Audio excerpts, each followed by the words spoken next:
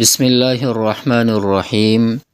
اللهم صل على سيدنا ومولانا محمد وعلى آل سيدنا ومولانا محمد وآله وبارك وسلم وصل عليه. باب سجود السهو، باب دی په بیان د سجده سهو کې. ډیر اهم ترین باب دی، ډیر ضروری مسائل په دې کې مصنف علیه الرحمه مونږ او تاسو ته ذکر کړي دي. هغه نه مخکې چې مونږ او تاسې دا باب شروع کو نو یو څو خبرې تاسو ضرور یاد وساتئ. اول نمبر دغه خبره چې سجده سهو تعلق دا د فرایض او واجباتو سره دی، نه چې یو کس سنت پرېږدي مستحبات په هغه باندې سجده سهو نه واجبېږي ښه. خو اوس فرایضو کې چې دی درې صورتونه جوړیږي چې انسان باندې سجده سهو واجبېږي. اول نمبر چې دی هغه تقدیم د رکن، یعنی یو رکن خپل اصلي مقام نه مخکې ادا کی. دویم نمبر تاخیر د رکن، یو رکن خپل اصلي مقام نه رستو کی. یعنی یو سجده دو سجدی دی په هر یو رکعت دی، نو یو سجده دی پرې خو آخري کې دی وکا، نو تاخیر د رکن رالو، یعنی په فرضو کې دی تاخیر وک. همدارنګه په فرضو کې یعنی تکرار د رکن، یعنی یو رکن دو ځل وکړي، یعنی مثال رکوع دو ځل کول دا فرض دی، دا رکن چې دی دا فرض دی. یعنی په فرضو کې چې دی تقدیم تاخیر تکرار، او چې فرض پرې دی بیا مونځ نه کیږي. صحیح ده. اوس دویم خبره دا چې واجب، چې واجباتو کې چې دی 5 صورتونه جوړیږي. اول ترک د واجب، یعنی غلطی سره، ترک د واجب چې دی دا به غلطی سره وي چې قصدن یې بیا مونځ نه صحیح کیږي. دویم نمبر تقدیم د واجب، دریم نمبر تاخیر د واجب، یعنی سلام واجب دی او تا پکې تاخیر وکړو، سوچ کې پکې تلې وې، نو دا تاخیر د واجب شنو پتا باندې سجده سهو واجب ده. څلورم نمبر یعنی تقدیر دی، یعنی یو واجب بل سره دی بدل کړو. نو په دې 5م نمبر چې تکرار د واجب په دې ټولو صورتونو کې چې د انسان باندې سجده سهو واجبېږي. او یو څو مسائل دلته به ذکر کوي، دلته یې ذکر کوم چې دا به بیا تاسو ته په دې باب کې اورېدو باندې تاسو ته به ډېر فایده وکړي. دریم خبره دا چې کله غلطیانې زیات شي نو ټولو دپاره یو سجده سهو به کوي. داسې نه دی چې مثلا تا نه څه شی ترک د واجب هم شو، تقدیم هم شو، تاخیر، نو هر یو ته به 3 یا 5 ته سجده سهوي کېنه، امکه یو سجده سهو به کې. څلورم نمبر کله چې امام باندې سجده سهو واجب شي نو مقتدي باندې واجبېږي، او دا د برعکس نه وي چې مقتدي باندې سجده سهو وي، یعنی چې کله هغه مونځ ختم کړي نو امام باندې نه واجبېږي. نو همدارنګه 5م خبره سجده سهو هغه وخت کې کول جایز دی چې دا سهو چې دی دا خطا شوی وي، یعنی سهون خطا شوی وي نه قصدن. او بعضې صورتونه کې بدلته مونږ او تاسو ته راشي داسې صورتونه چې قصدن هم یو کس وکړي هغه مونځ صحیح کیږي. ښه راځو دلته مصنف فرمای یجب سجدتان بتشهد، واجب دی 2 سجدی په تشهد سره، و تسلیم لترک واجب، یعنی سجده سهو چې دی د پاره 2 سجدی دی او تشهد او سلام ګرځول دی په ترک د واجب سره. خدا ترک د واجب به څنګه وي؟ سهون به وي نه قصدن. و ان تکرر، اگر که ترک د واجب تکرار سره ولی نه وي، یعنی که څومره دیم واجبات دغه کړي وي، یعنی تا نه ترک شوي وي. مخکې ما تاسو ته ویلې چې واجب کې تاخیر تقدیم دار سره راشي نو مکه یو سجده سهو به کېږي. و ان کان ترکه عمدا اثم، او که یو کس پرېښودل قصدن نو هغه چې دی په دې باندې ګناهګاریږي، او چې دا ګناهګار شو خو وجب اعاده الصلاه، او واجب دی په دې باندې دوباره دا مونځ کول، لجبر نقصانها، چې دا هغه د نقصان چې دی هغه بالکل پوره شي، هغه ختم شي. همدارنګه ولا یسجد، سجده به نه کوي سجده سهو ولا یسجد فی العمد للسهو، یعنی قصدن غلطي کولو باندې سجده سهو نشته دی. سجده سهو به نه کوي په قصدن غلطي کولو باندې. وقیل او چا ویلي چې الا فی ثلاث مګر په دې درې ځایانو کې چې قصدن یې وکړه نو سجده سهو چې وکړه هغه مونځ د ده صحیح کیږي. اول نمبر ترک القعود الاول پرېښودل اول ناسته او تاخیره سجدة من الرکعة الاولى او تاخیر کول د سجدی د اول رکعت نه الی آخر الصلاة آخر ته. او دریم نمبر چې دی په دې کې وتفکره عمدا حتی شغله عن رکن، یعنی ته دومره سوچ او فکر کې قصدن تلی وي چې ته پکې مشغوله وي تر دې حالته پورې چې په دې کې چې دی یو رکن ادا کیږي، دومره وخت مشغوله وي، نو بیا هم چې ته سجده سهو وکړې اگر که دا درې واړه چې دي تا قصدن کړي وي نو ستا بیا مونځ وي بیا هم صحیح کیږي. ویسن الاتیان بسجود السهو، یعنی مسنون دی ادا کول د سجده سهو بعد السلام پس د سلام نه. سجده سهو چې دی پس د سلام نه به کې، یعنی تشهد پورې دی، یعنی عبده و رسوله پورې تشهد ویلی نو یو طرف ته به سلام واړی بیا به سجده سهو وکړي. ویکتفي بتسلیمة واحدة عن یمینه فی الاصح، کافی کیږي یو سلام یعنی خی طرف ته. سجده سهو کې چې دی خی طرف ته به یو ځل سلام واړی نو دغه صحیح کیږي. په صحیح قول سره چې دی دغه خبره ټیک ته کافی کیږي، یعنی یو طرف ته به سلام واړی کنه سجده سهو کې. فإن سجد قبل السلام، که یو کس سجده وکړه یعنی سجده سهو یې وکړه قبل السلام سلام نه مخکې، خو څه شی دی کره تنزیها دا مکروه تنزیهی دی، مکروه تنزیهی دی خو دا به مونځ بیا نه ګرځي، د ده مونځ دا صحیح کیږي. او مخکې ویسقط سجود السهو، او دلته اوس هغه مسایل بیانې چې سجده سهو په دا باندې واجبه ده.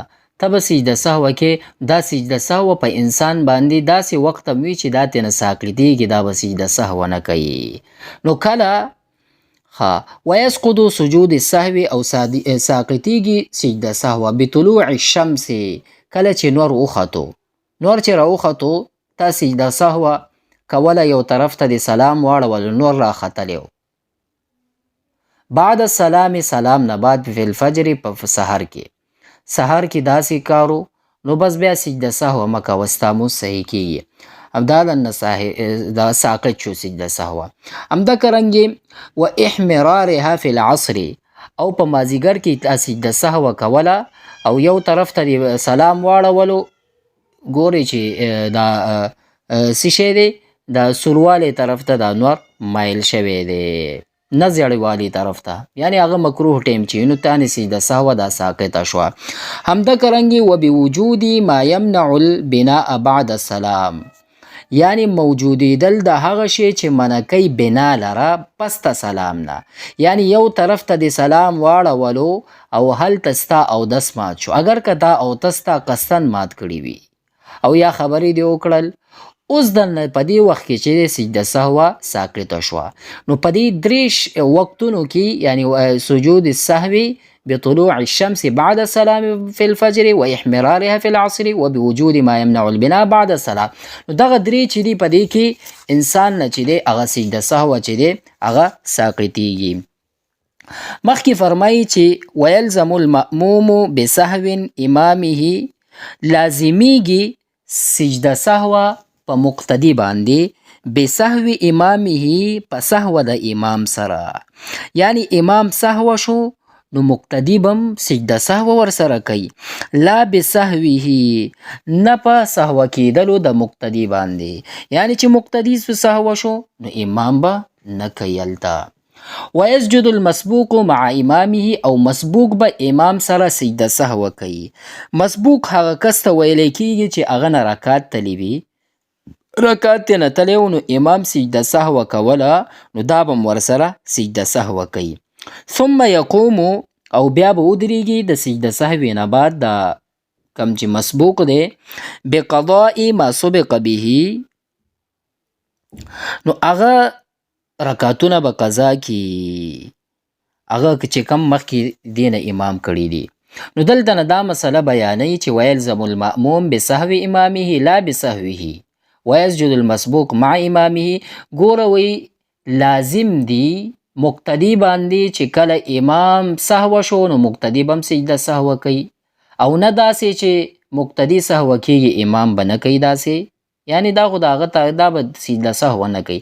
همدغه رنګې مسبوق به امام سره سجده سهو کوي چې هغه نه رکعت تللی وي. نو چې کله امام پوره که سلام یې واړولو نو ثم یقوم بقضاء ما سبق به نو دغه به ودرېږي، هغه منځونو قضا به وکړي چې کم مخکې د دنه امام کړي وي. ولو سهل المسبوق فيما يقضيه سجد له ايضا للاحق. وی باقی رکعتونه چې سهو شوي وي، یعنی باقی رکعتونه چې سهو شي نو بیا به سهو کوي دا مسبوق. ولو سهل مسبوق، اوس سهو شو مسبوق فيما په هغه رکعتونو کې یقضیه چې دینه قضا شوي نو سجد له ایضا دا به سجده سهو کوي. دا هغه مسله بیانوي. اوس یو کس ته امام سره یوځای شوی و، امام سلام واړولو، دی سلام نه بعد رکعتونه پاتې دي، نو دا ودرېدو، نو دغه به وی دا اوس سهو شو کنه مسبوق دی، رکعتونه تللی دي، په هغه رکعتونو کې چې دنه پاتې دي نو دا به په دې کې سجده سهو همدغه رنګې کوي څنګه چې هلته امام سره کولو. نو دلته به هم دغه کس چې دی په دې باندې به سجده سهو وي چې کله دا سهو شو. للاحق، لاحق د دې نه وتی دی. لاحق هغه ته وایي چې امام سره یوځای شي، چې یوځای یو منځ کې د ده اودس مات شي، لاړ شي بیا راشي امام سره په آخره کې بیا شریک شي. نه دغه صورت دومره نه پیش کیږي نن سبا که تاسو سوچ کړی وي. ها بهرحال ولا یاتی الامام او نه به راځي امام، یعنی راتګ په معنا نه به ادا کوي امام بسجود السهو سجده سهو. وی سجده سهو به امام نه کوي فی الجمعة جمعه کې والعیدین او په اخترونو کې. دا اوس دلته نه حکم نه دی چې بالکل سجده سهو به نه کوي. دلته چې دا وایي چې سجده سهو به نه کوي مراد ته نه داسې دی. اوس اخترونو کې هسې هم ډېر دغه تکبیرات وي نو ټول به ګډ وډ شي، مونځ به ګډ وډ شي، نو دې د وجې نه وایي. او بهرحال ومن سهى عن القعود الأول من الفرض عاد إليه ما لم يستوي قائما في ظاهر الرواية وهو الأصح. دلته نه مصنف دغه مسله بیانوي. اول په یادو تاسو واورئ چې یو کس 4 رکعتیز مونځ کولو، 4 رکعتیز مونځ کولو هغه اوله قاعده پرېښوده. اوس دغه کس چې دی پکار خو دا ده چې واپس کینی. دا په هغه وخت کې چې کله ولاړې ته نږدې نه و، او که ولاړې ته نږدې و نو دغه به چې بیا چې دی نو دا به بیا ودرېږي، کینی به نه. اوس بیا په دې کې دغه مسله بیانوي چې یو کس ته امام پسې ولاړ دی، امام چې دی هغه کېناستو، قاعدې د مقتدي ډایرک ودرېدو، وی دا به واپس کینی. او بل کس چې اعاده وکړه، یعنی هغه ته پکار خدا وه چې هغه کینی، نو هغه واپس اعاده وکړه وهو او حال دا چې دا نږدې و ولاړې ته نو دا به سجده سهو بیا کوي. نو دلته نه دا مسله بیانوي ومن سهى، یو کس سهو شو عن القعود الاول من الفرض، د اول قاعدې نه د فرضونه، نو عاد الیه نو دا به اعاده کوي، نو واپس به کینی. کم وخت کې ما لم یستوي قائما، یعنی چې دا برابر نه وي، یعنی نږدې نه وي ولاړې ته، چې ولاړې ته نږدې نه وي، ناستې ته نږدې وي نو دا به کینی. او که ولاړې ته نو بیا به ودرېږي. فی ظاهر الروایت، په ظاهر روایت کې وهو الاصح، دغه قول صحیح دی. اوس دلته بیا فرمایي چې والمقتدی کالمتنفل، او مقتدی چې دی دا په شان د نفل کوونکی دی، یعودو دا به اعاده کوي، ولو استتم قائما، اگر که دغه چې دی ولاړو، یعنی دلته اوس دا فرمایي چې مقتدي امام پسې ولاړ دی، دویم رکعت کې چې دی دا ودرېدو مقتدي او امام ناست دی، نو دغه به چې دی واپس کینی مقتدي. اوس دلته دا فرمایي چې کل متنفل نه، یعنی د ده مطلب دا چې نفل کې به داسې نه وي، خو صحیح خبره دا ده چې نفل کې به هم داسې وي، دا به سجده سهوه کوي. فإن عاد، اوس که دی عیاده وکړه، دی عیاده وکړه وهو الى القیام او دا نږدې و ولاړې ته، یعنی الى القیام اقربو، یعنی ولاړې ته نږدې و او دی بیا اعاده وکړه، یعنی ولاړې ته نږدې و او دی بیا هم کېناستو، نو بیا به څه شی کوي؟ سجده للسهو، سجده سهوه به کوي. او چې کله پاسېدو ناستې ته نږدې و، نو بیا به چې دا کینی او بیا به دا سجده سهوه نه کوي. اوس که ودرېدو بیا واپس کېناستو، نو بیا به هم سجده سهوه کوي. نو دلته مسایل موږ ته مصنف دغه بیان کړه. وان کان الی القعود، او که و دغه کس ناستې ته اقرب نږدې، نو لا سجود علیه، نو په دې باندې سجده سهوه نشته. مخکې ما تاسو ته ویل چې ناستې ته نږدې دی، فی الاصح صحیح قول سره دغه کس چې دی سجده سهوه په دې باندې نشته.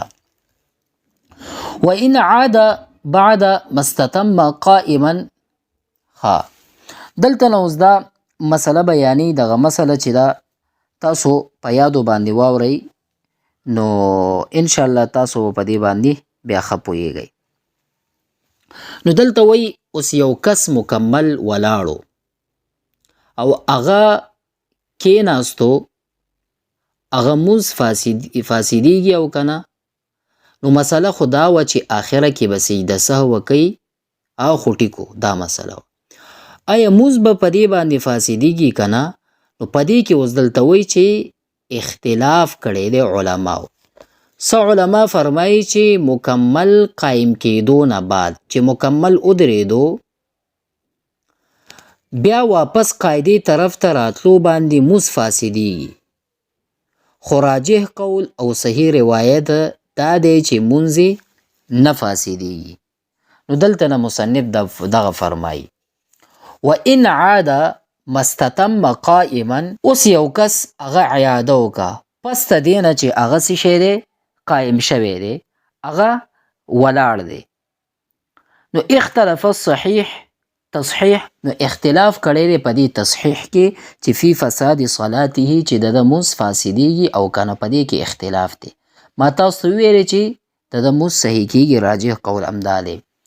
بیا مخکې فرمایي وان سها، اوس سهوه شو یو کس عن القعود الاخر، آخري قاعده پرېښوه، نو عاده، نو دا به اعاده کوي په هغه وخت کې چې ما لم یسجد، چې دې سجده نه وي کړې.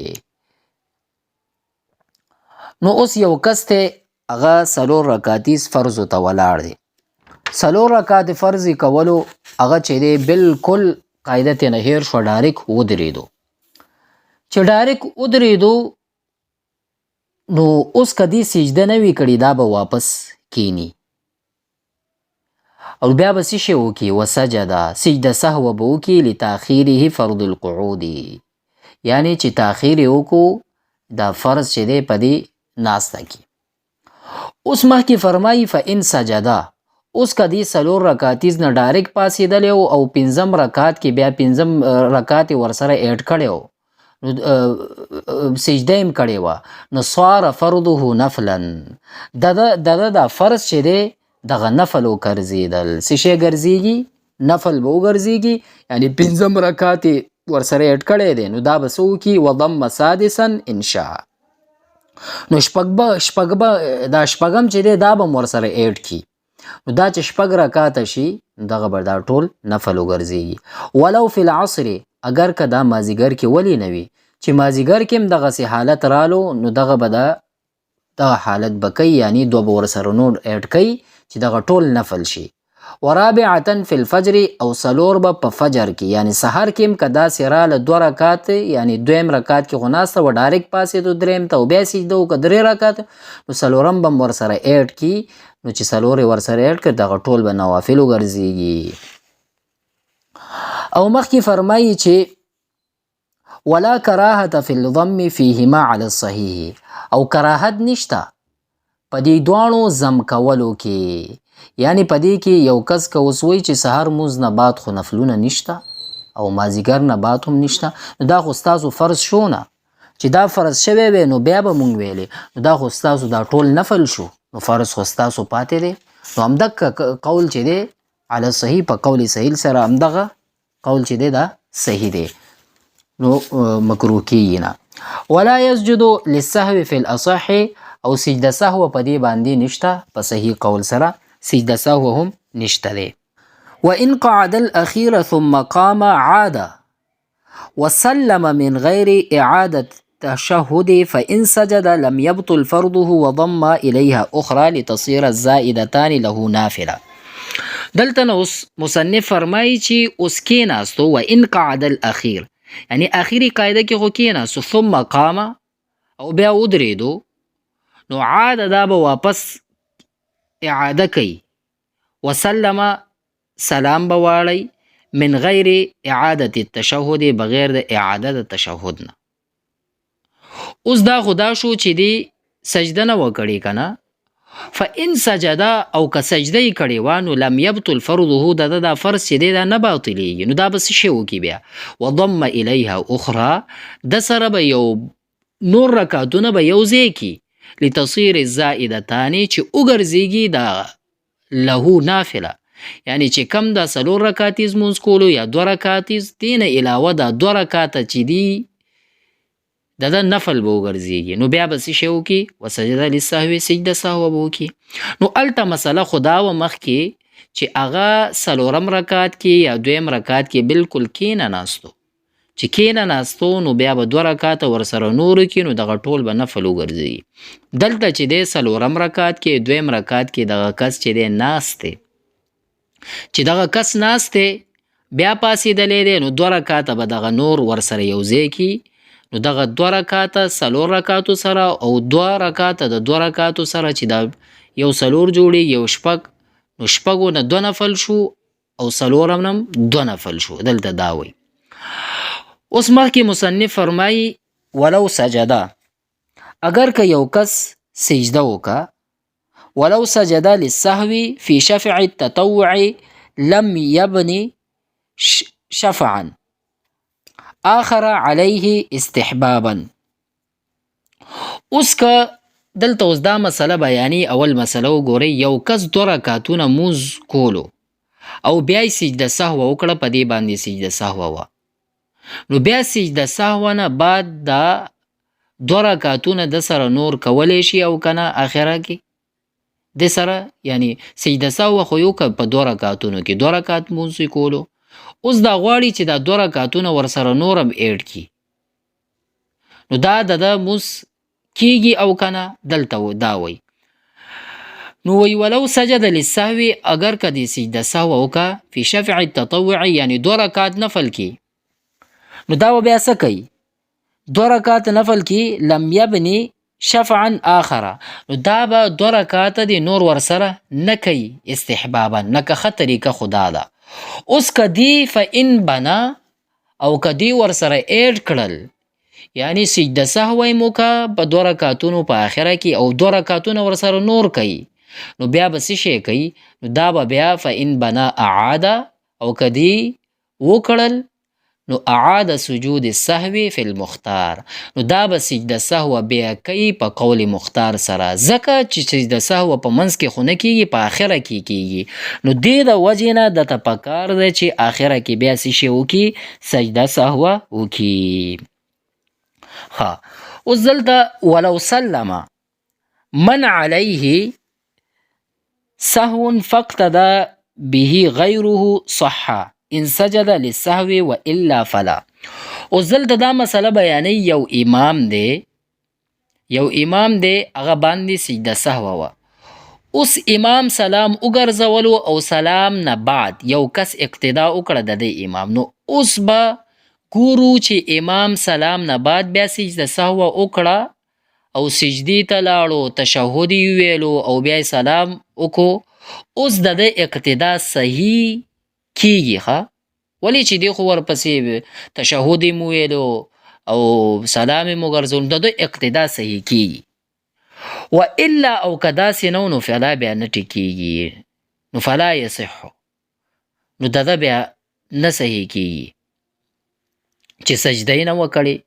ولم سلم من علیه سهوا، اوس یو کس ته څه شی وکړه، سلام وګرځولو، یعنی ولو سلم امام سلام وګرځولو، من علیه په هغه باندې سو سهو و سجده سهو، نو فقتدا به غیره، نو اقتدا وکړه د پسې بل چا، نو صح صحیح کیږي. هغه وخت کې چې ان سجده للسهو چې وکړه د سجده سهو، نو بیا خو اقتدا صحیح شوه. و الا او که داسې نه وه فلا، نو بیا نه صحیح کیږي، ځکه چې دی خو اقتدا نه ده کړې ورپسې، فلا یصحو چې کله یې سجده نه وي کړې. ښه مخکې فرمایي ویسجد للسهو وإن سلم عامدا للقطع ما لم يتحول عن القبلة أو يتكلم.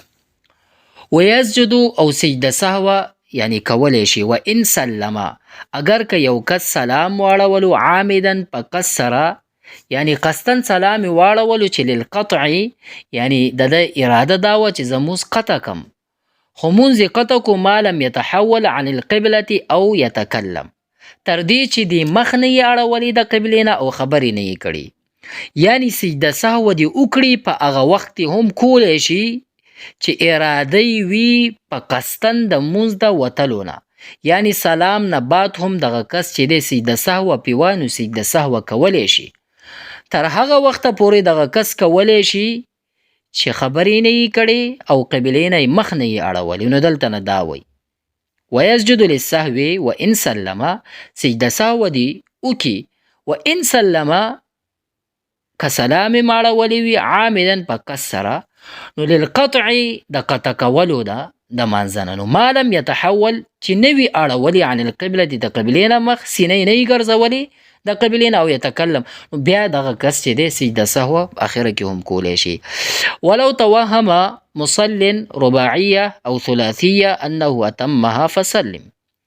اوس دلته فرمایي چې یو کس وهم کې دی چې ما 4 رکعاته مونځ کړي که 3 مې کړي دي، سلام یې وګرځولو، نو سلام یې وګرځولو او ثم علم انه صلى رکعتين اتمها وسجد للسهو. نو دلته اوس دا مسله فرمایي چې یو کس دی هغه ګډوډ شوی دی، هغه وایي چې ما 4 رکعاته کړي دي که 3 رکعاته مې کړي دي، او هغه چې دی سلام وګرځولو دغه یې پوره کړی 3 یا 2 رکعاته، اگر که تا وتر ولی نه او بیا هغه ته پته ولګېده اوهو ما خو 2 رکعاته کړي وو، نو دا چې دی اتم هغه به پوره کوي، خو په آخره کې به سجده سهو کوي. دا به په آخره کې کوي چې د مخ چې دی قبلې نه یا وړېدلي او یا خبرې نه وي کړي. ولو توهم یو کس په وهم کې و، شک کې و، مصلین مونځ کوونکی رباعیه او ثلاثیه چې 4 رکعاتي 4 مې کړي که 3، انه اتمها فسلم، او هغه پوره کړي دي، سلام یې ګرځولی، ثم علم بیا هغه ته معلوم شو چې انه صلى رکعتین ما خو 2 رکعاته کړي، نو اتمها، نو دغه دی نور هم ورسره ایډ کې پوره دی کی، وسجد للسهو، نو سجده سهو دی وکړي. ان طال تفکره ولم يسلم حتى استيقن ان كان قدر اداء ركن وجب عليه سجود السهو والا لا. اوس وان طال یو کس چې هغه اوږد شو، تفکر سوچ او فکر کې تلی دی، ولم يسلم سلام نه ګرځي، بس سوچ کې تلی دی، یعنی دا حیران دی چې ما 100 رکعاته کړي دي، تر دې چې حتی استیقنه چې د یقین شو، د یقین شو، خو دې سوچ کې د چې د دومره وخت څومره وخت واړولو، ان کان قدر ادا، یعنی د زمان د تفکر چې وو دومره وو چې یو رکن پکې ادا کېدو، یعنی دومره اندازه چې 3 ځل تسبیحات پکې ویل کېدل، نو وجب علیه سجود السهو، نو په دې باندې بیا سجده سهو واجبه ده، ولې چې دی دومره وخت واړولو. و الا او که دومره یې نه وکړی، نو لا په دې باندې سجده سهو نشته. نو اخره کې مسله دا بیانوي یو کس چې په قاعده کې ناست دی، سلام دې دپاره نه ګرځوي چې اوهو څه وکړم، ما به 100 رکعاته کړي وي، 100 رکعاته یې کړي دي، نو بیا آخره کې د دې یقین شو اوهو ما خو پوره مونځ کړی دی، خو په دې کې دی په دې سوچ کې دومره وخت واړولو چې په دې وخت دومره وخت تیر شوی چې په دې کې یو رکن ادا کېدو، نو په دې وخت کې چې دی په دې باندې سجده سهوه واجبه ده، دا به سجده سهوه کوي. او که داسې نو یعنی دومره وخت نه یې واوړېدلی و الا او که داسې نو نو لا په دې باندې سجده سهوه نشته دی.